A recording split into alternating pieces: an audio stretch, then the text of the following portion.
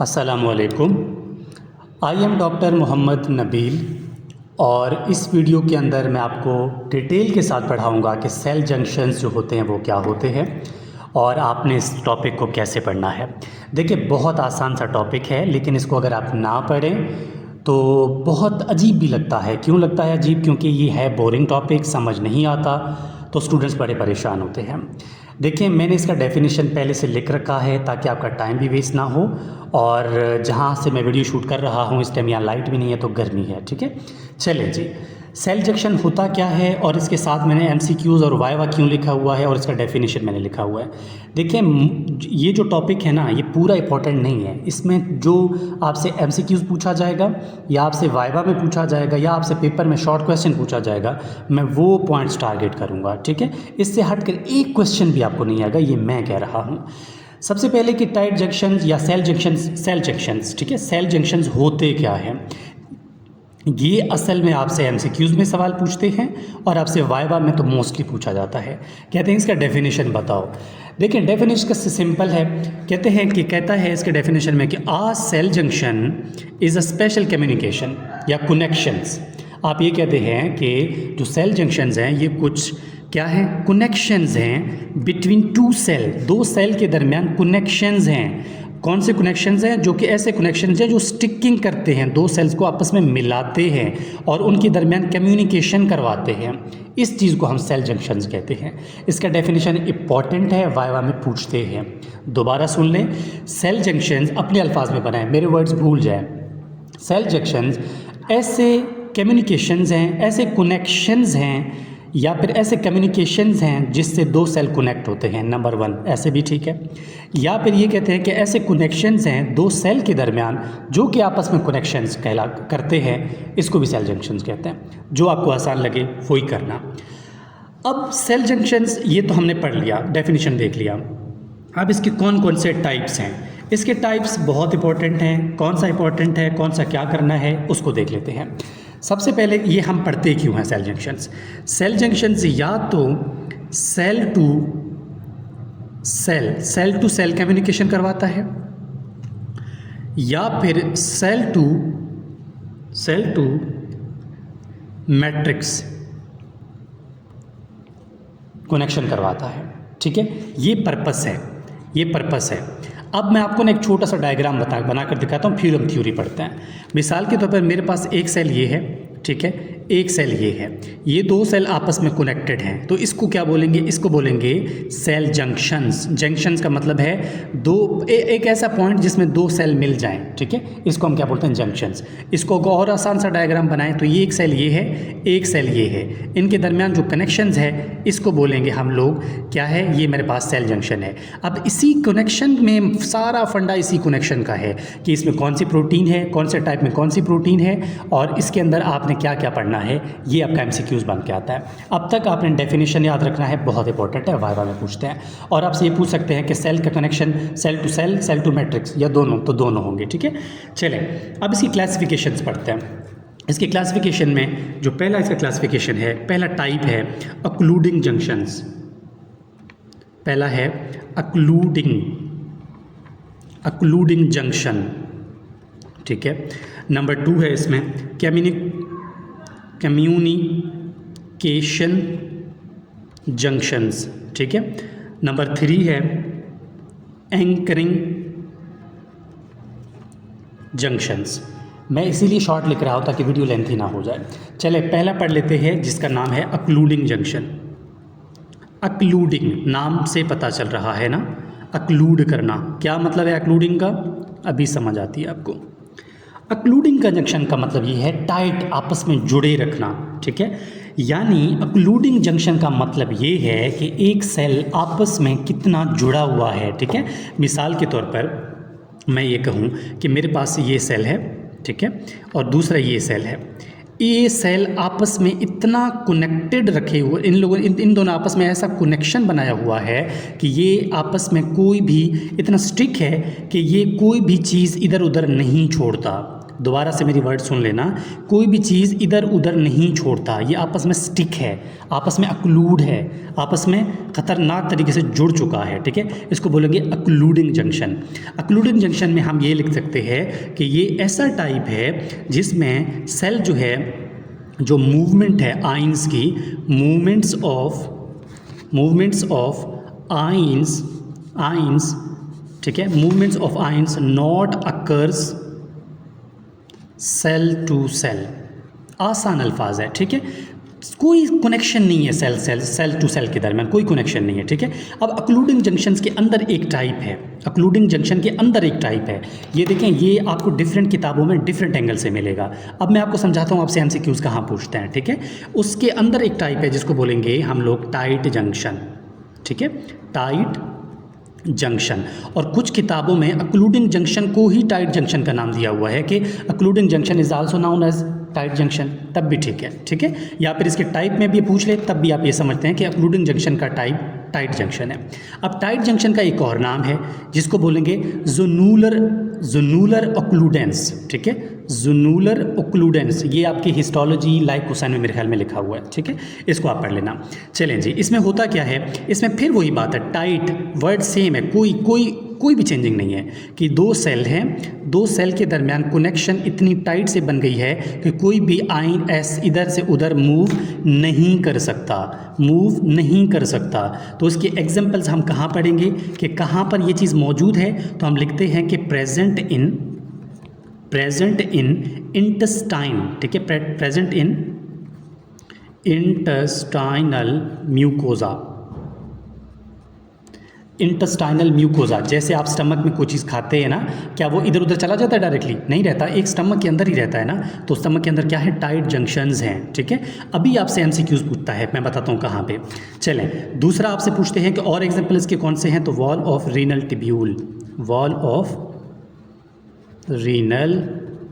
Tubule, ठीक है। तो ये आपसे एमसीक्यूज़ में पूछते हैं कि tight junctions are present in renal tubule, intestinal mucosa, both of these या नन ऑफ दीज। तो याद रखना बोथ ऑफ दीज, ठीक है, ये आपका एमसीक्यूज़ बन के आ सकता है। चलें जी, हम थोड़ा सा और आगे जाते हैं। अब ये आपने पढ़ लिया, अब इसका फंक्शन थोड़ा देख लेते हैं कि इसका मेन फंक्शन क्या है, ठीक है। अब ये आखिर कौन से प्रोटीन है जो कि यहाँ पर मौजूद है, वेरी वेरी इंपॉर्टेंट एमसीक्यूज़, ठीक है। और ये दोनों आपस में जो जुड़े हुए हैं ना, कौन से प्रोटीन के थ्रू जुड़े हुए हैं, इस पे हम देखते हैं।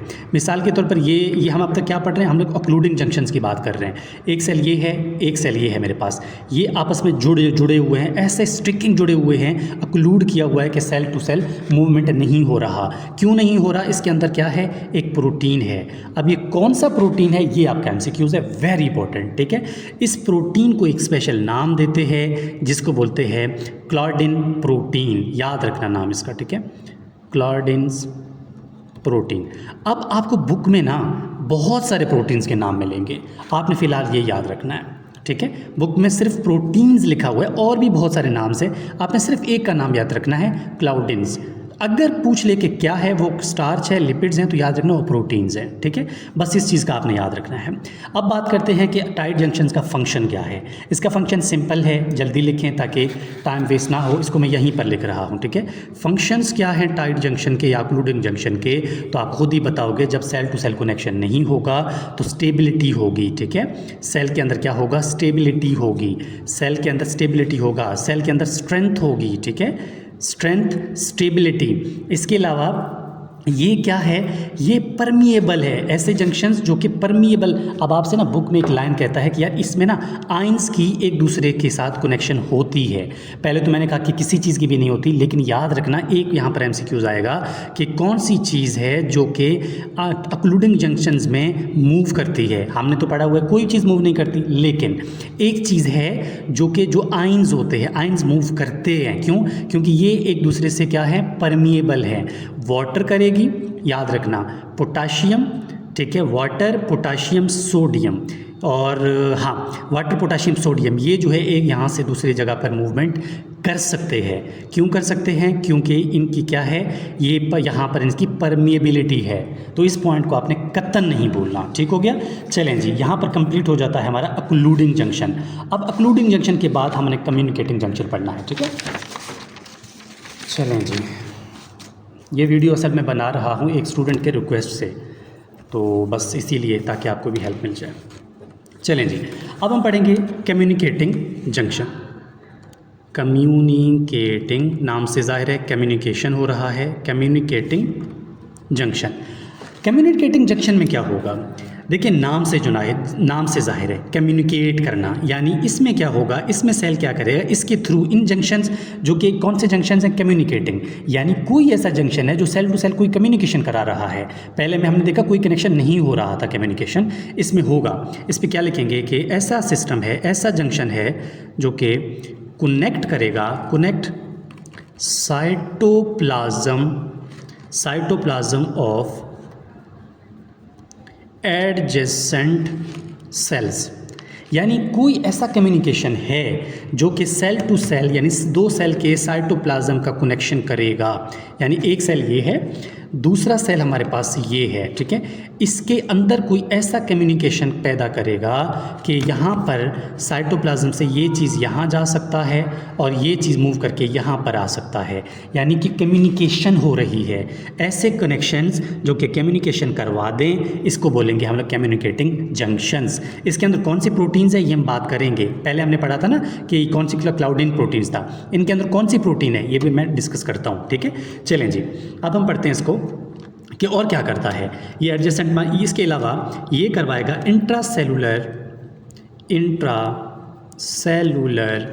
Exchange of ions. अब मैं बताता हूँ ये मैंने क्या लिखा, एक्सचेंज ऑफ आयंस।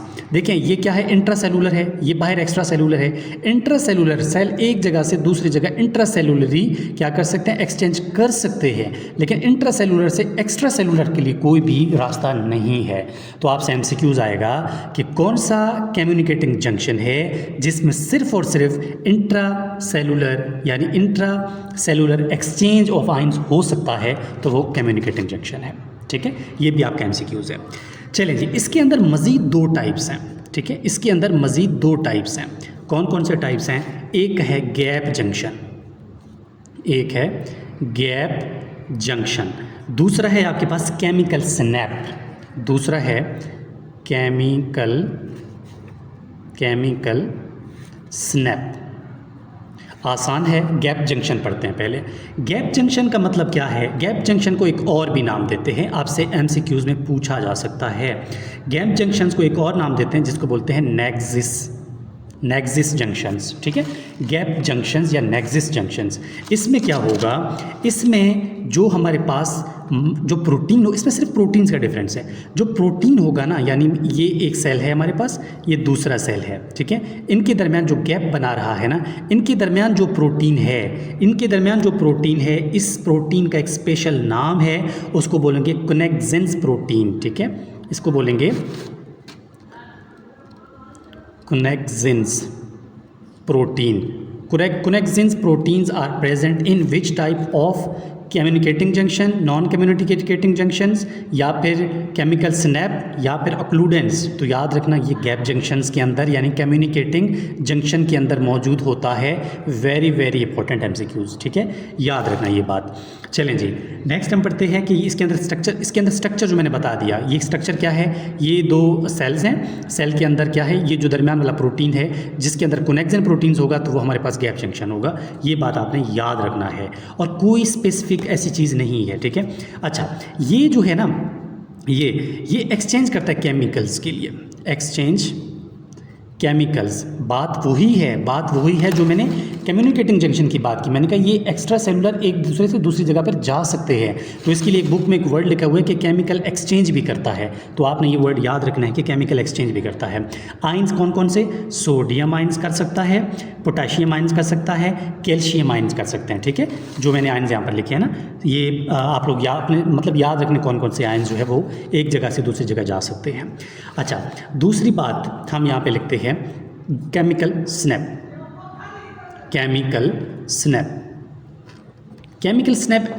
ऐसे जंक्शंस होते हैं जो कि, याद रखना अभी ये पॉइंट मेरी, केमिकल जंक्शन ऐसे जंक्शंस होते हैं वो जो कि दरमियान में होते हैं, किसके दरमियान?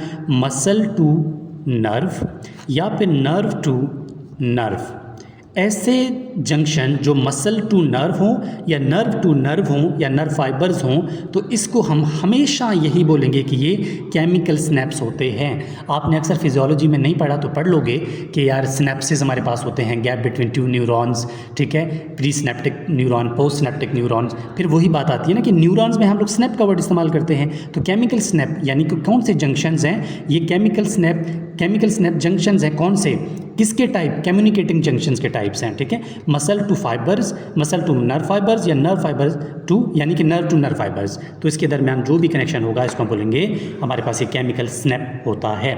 चलिए जी, अब तक हमने ये तीनों पढ़ ली। अब हमारा एक लास्ट रहता है जिसको बोलेंगे हम लोग, क्या पढ़ा था हमने, एंकरिंग जंक्शन, ठीक है,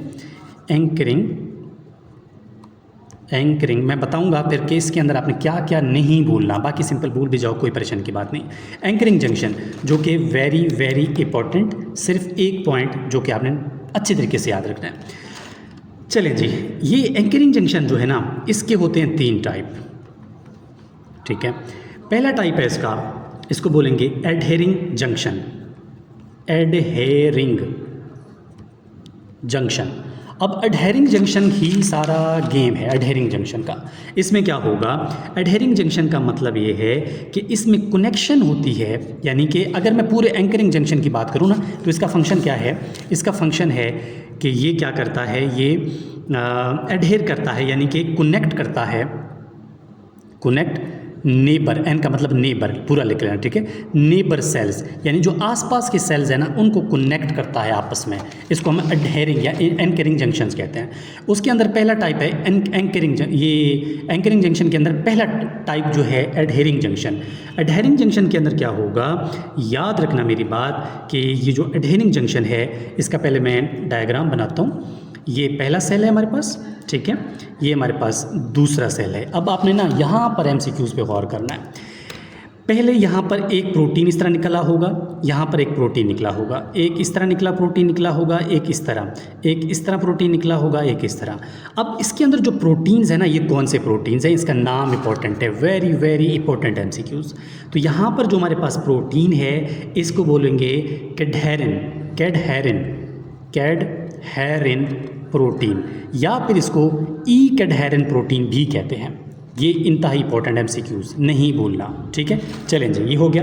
अब ये जो एडहेरिन या कैडहेरिन प्रोटीन निकल रहे हैं ना, वहाँ पर एक लेयर है, ठीक है, वहाँ पर एक लेयर है।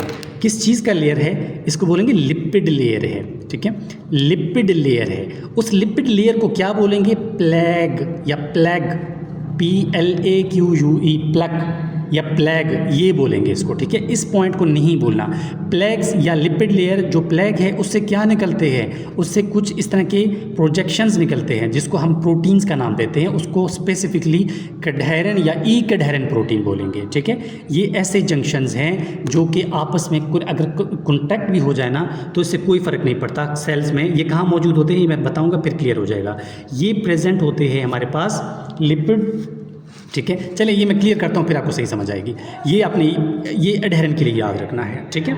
चलें जी, अब दूसरा जो टाइप है इसको बोलेंगे डिस्मोसोम, ठीक है। अब जो डिस्मोसोम्स होते हैं वो क्या होते हैं, बात वही है, डिस्मोसोम्स हों या फिर हेमीडिस्मोसोम्स हों, ये है हेमीडिस्मोसोम। अब डायग्राम वही होगा, ये देखें, ये वही डायग्राम है, ये वही लिपिड लेयर है, ये वही प्रोटीन्स हैं। इसमें फ़र्क क्या है अब अभी बताता हूँ, ठीक है। ये हमारे पास वही है, लेकिन इसमें क्या होगा, डिस्मोसोम में क्या होगा, डिस्मोसोम्स में जो कुछ यहाँ से अलग फाइबर्स निकलेंगे, इन फाइबर्स को एक नाम देते हैं जिसको बोलते हैं इंटरमीडिएट फिलामेंट।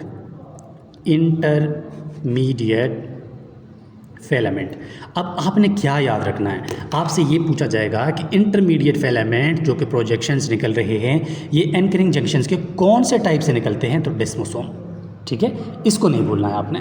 चलें, ये तो बात समझ आ गई आपको। ये प्रेजेंट कहाँ पे होते हैं, ये एपिडर्मिस, जितने भी हैं ना ये एपिडर्मिस ऑफ यानी जो स्किन है ना वहाँ पर प्रेजेंट होते हैं। अब स्किन को जितना भी हम पिंच करें, खींच लें, दोबारा वही उसी हालत में आएगी ना, तो इसको हम क्या बोलेंगे, इसको हम बोलते हैं कि ये हमारे पास एंकरिंग जंक्शंस हैं। अब जो लास्ट है हमारे पास ना हेमीडिस्मोसोम। हेमीडिस्मोसोम में क्या होता है, एक पॉइंट इसके लिए याद रखना है कि हेमीडिस्मोसोम ये सेल टू सेल नहीं बल्कि सेल टू मैट्रिक्स कनेक्शन करवाते हैं। वेरी इंपॉर्टेंट एमसीक्यूज, ठीक है, सेल टू मैट्रिक्स कम्युनिकेशन कराते हैं। अच्छा, इसमें क्या होगा, इसमें ये होगा कि डायग्राम फिर वही है, ठीक है, ये फिर वही डायग्राम, ये हमारे पास वो प्रोटीन्स हैं, ये हमारे पास क्या है, ये लिपिड लेयर्स हैं, प्रोटीन्स लिपिड्स। अब इसमें जो है, जो हमारे पास प्लाज्मा मेम्ब्रेन से इसमें जो प्रोटीन निकलेगा ना, इसका एक एंडिंग प्लाज्मा मेम्ब्रेन के अंदर होगा, दूसरा एंडिंग मैट्रिक्स के अंदर होगा, ठीक है, दोनों एंडिंग अंदर होंगे। इसमें तो एक बाहर निकला हुआ अंदर नहीं है ना, इसमें दोनों अंदर होंगे। एक यानी कि some part of its attach to plasma membrane and some of its attach to matrix, तो इसको हम क्या बोलेंगे, ये हमारे पास हेमीडिस्मोसोम कहलाता है। और ये कहाँ पे प्रेजेंट होते हैं, मोस्टली स्किन में प्रेजेंट होते हैं, हेयर्स में प्रेजेंट होते हैं, ठीक है। इसके अलावा आप ये कह सकते हैं कि आई के कुछ सेल्स में प्रेजेंट होते हैं। ये हमारे पास है total detail of all gap junctions. अब मैं आपको बताता हूँ कि इसके अंदर अपनी कौन सी चीज़ नहीं भूलना। चलें जी, सबसे पहले इसकी डेफिनेशन को नहीं भूलना, वेरी वेरी इंपॉर्टेंट, ठीक है। इसके अलावा इसके टाइप्स कौन कौन से हैं, नाम नहीं भूलना। अक्लूडिंग जंक्शंस को घोल के पी लो, बाकी फिर भी खैर है। अक्लूडिंग जंक्शंस को घोल के पी लो, बाकी फिर भी खैर है, ये बात याद रखना, ठीक है। और एंकरिंग जंक्शंस में सिर्फ डिस्मोसोम याद रखना, वेरी इंपॉर्टेंट है। और हेमीडिस्मोसोम से सिर्फ इतना याद रखना कि सेल टू मैट्रिक्स कम्युनिकेशन है। और जो हमारे पास गैप जंक्शन है, इसके अंदर प्रोटीन कौन सा होता है, कनेक्सिन प्रोटीन्स होता है, ये आपने नहीं भूलना। अब उम्मीद है ये ड्राई सा, मोस्ट इंतहाई ड्राई सा टॉपिक आपको समझ आ गया होगा। फिर भी कोई कम्युनिकेशन कि कोई कमी पेशी रहती है तो इसके लिए आप मुझसे कांटेक्ट कर सकते हैं। इंशाल्लाह हम आपको वो टॉपिक क्लियर करा देंगे। और ये टॉपिक मैं डेडिकेट करता हूँ अपने उस स्टूडेंट को जिन्होंने मुझसे रिक्वेस्ट किया था, और इस टाइम जो है मैंने ये वीडियो बिल्कुल उन्हीं की खातिर बना दिया। बाकी इंशाल्लाह ये आपके लिए बहुत आसान होगा। उम्मीद है आपको सबको इस टॉपिक की समझ आ गई होगी। तो मुझे इस बात का जो है ना खुशी भी है कि यार अगर मैं किसी स्टूडेंट के लिए काम कर रहा हूँ, अगर मेरी वजह से किसी को रिलैक्सेशन फ़ील हो रहा है तो ये मेरे लिए बहुत बड़ी जो है ना एक फ़ायदेमंद की बात है। तो चलें, wish you all the best. एक बहुत सा बोरिंग सा टॉपिक था, लेकिन मैं दोबारा ये बताऊंगा, it is not much important, सिर्फ वाई के लिए थोड़ा बहुत इंपॉर्टेंट है। इसके सिर्फ 1-2 MCQs आएंगे जो मैंने आपको बता दिए, इससे हटकर कुछ भी नहीं आएगा। अगर आप रट्टा लगा के भी याद करें तब भी इनफ है, कोई टेंशन की बात नहीं है।